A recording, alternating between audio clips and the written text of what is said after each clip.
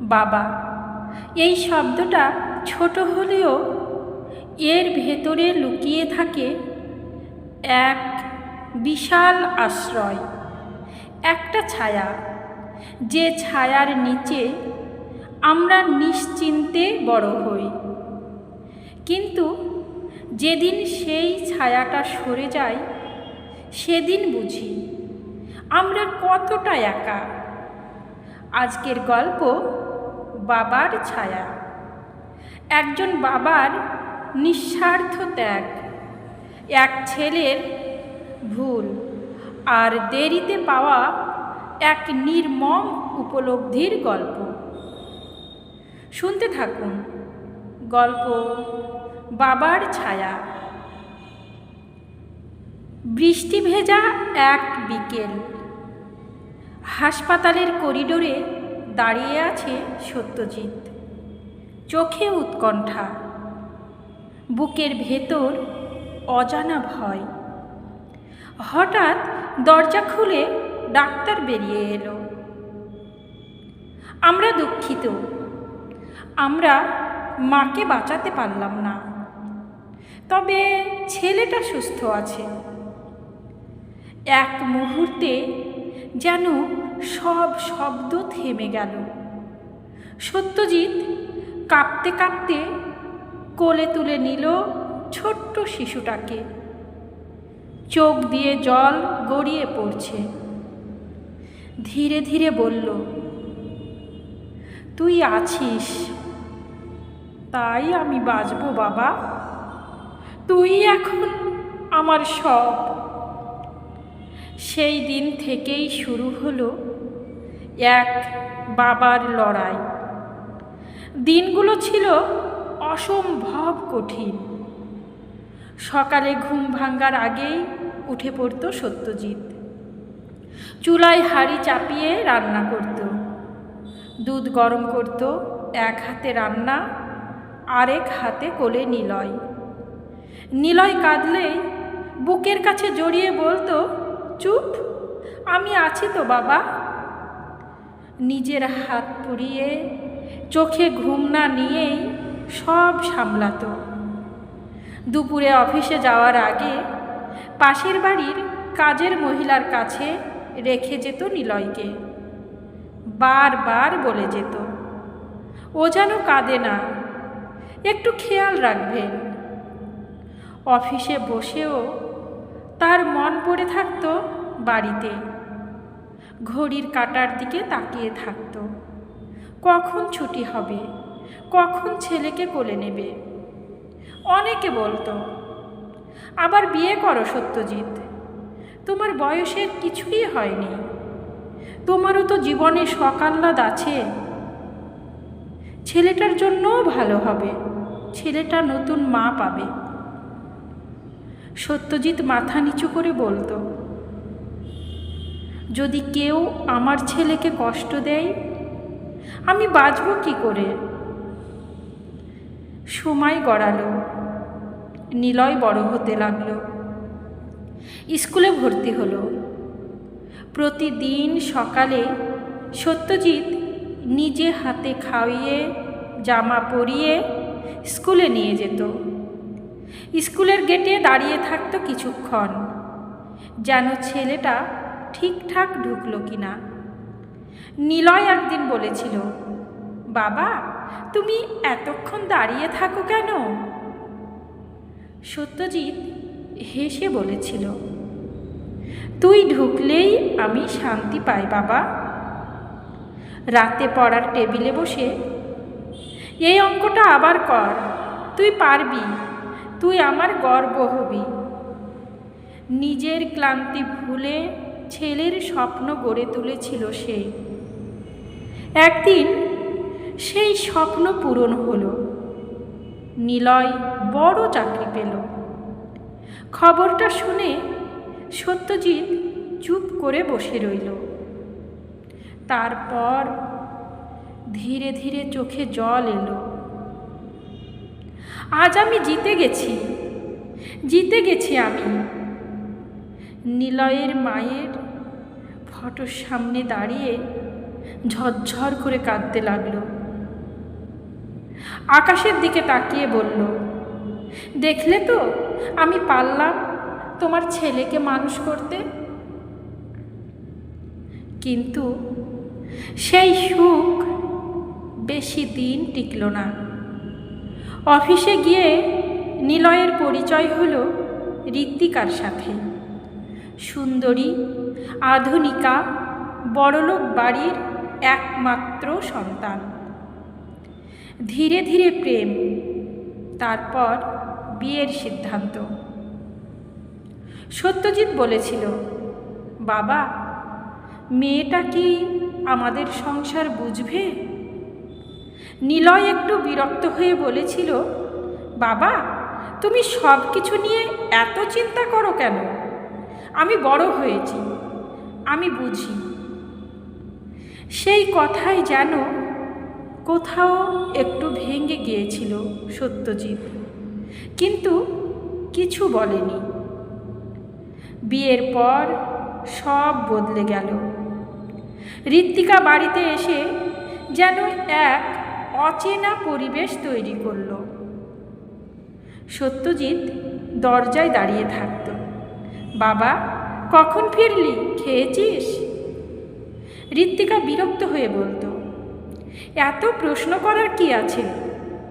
মানুষ তো অফিস থেকে আসে, একটু শান্তি তো দরকার। একদিন তো সরাসরি বলেই ফেলল, আপনি না থাকলে হয়তো আমরা একটু নিজেদের মতো থাকতে পারতাম। সত্যজিৎ থমকে গিয়েছিল, চোখে জল এলো, কিন্তু ঘুরে চলে গেল নিজের ঘরে। নিলয় সব দেখেও চুপ করে থাকত। ধীরে ধীরে সেই চুপ থাকা দূরত্বে বদলে গেল। সত্যজিৎ একা হয়ে গেল নিজের বাড়িতেই।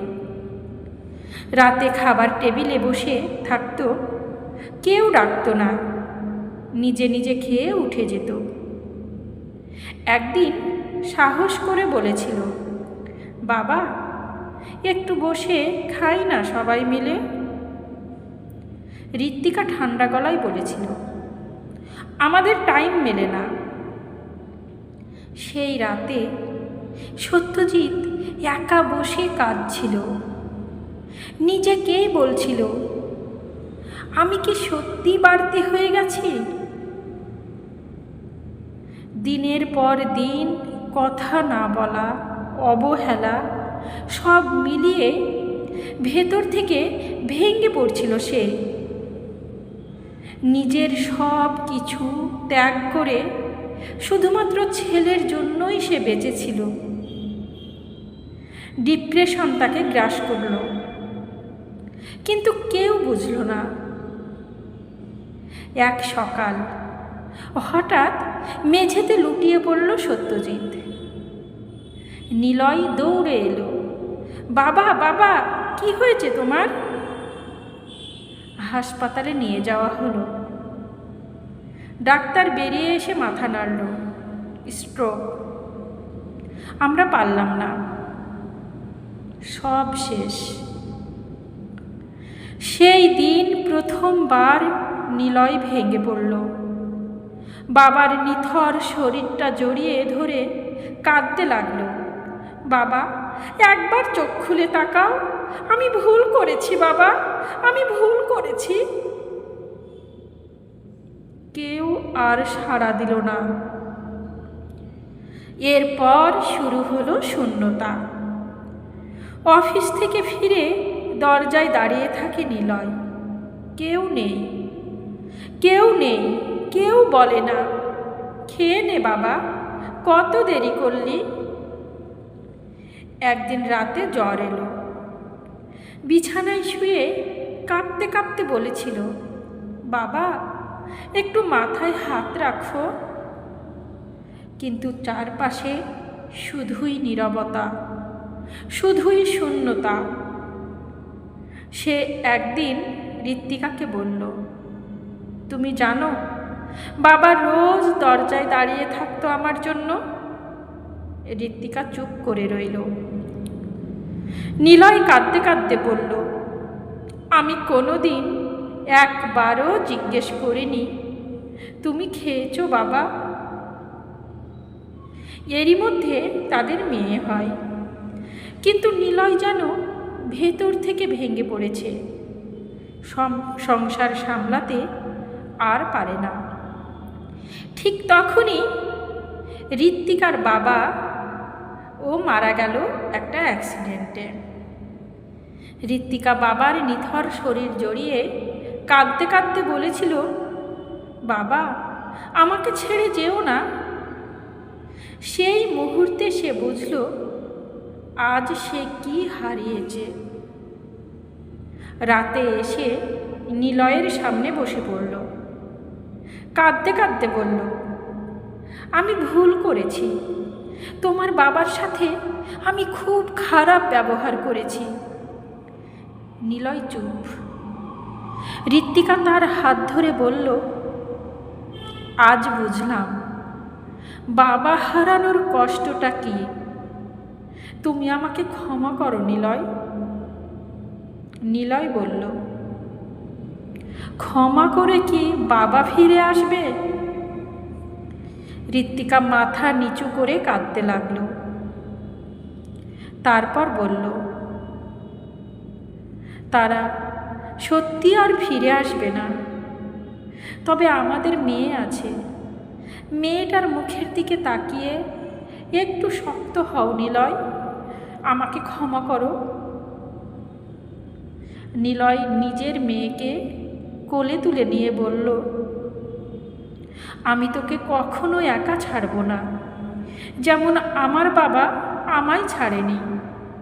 তবে বড় হয়ে মা, তুই আমার মতো হোস নে, তুই আমার বাবার মতো হোস।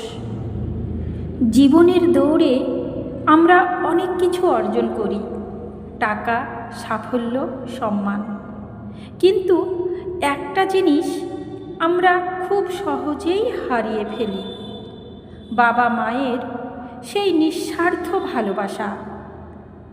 বাবা কখনো নিজের কষ্টের কথা বলে না, সে চুপচাপ নিজের স্বপ্নগুলোকে ত্যাগ করে শুধু সন্তানের স্বপ্ন পূরণ করতে। রাত জেগে থেকেও সকালে হাসি মুখে বলে, সব ঠিক আছে। নিজে না খেয়েও সন্তানের পাতে তুলে দেয় শেষ গ্রাসটা। নিজের ইচ্ছে, নিজের সুখ সব কিছু ধীরে ধীরে মুছে যায় সন্তানের জন্য। কিন্তু আমরা সেই ভালোবাসাটাকেই সবচেয়ে বেশি অবহেলা করি। ভাবি, আরে বাবা তো আছেই, কিন্তু সত্যিটা হলো একদিন হঠাৎ করে সেই আছে শব্দটা ছিল হয়ে যায়, আর তারপর হাজারবার দরজার দিকে তাকালেও কেউ দাঁড়িয়ে থাকে না, হাজারবার ডাকলেও কেউ বলে না খেয়ে নে বাবা। রাতে কষ্ট পেলে মাথায় হাত রাখার মানুষটা আর থাকে না। নিলয়ের মতো অনেকেই তখন বুঝতে পারে, যার জন্য আজ সব কিছু, তাকে হয়তো কখনো ঠিক করে ধন্যবাদ বলাও হয়নি, কখনো জিজ্ঞেস করা হয়নি তুমি কেমন আছো বাবা।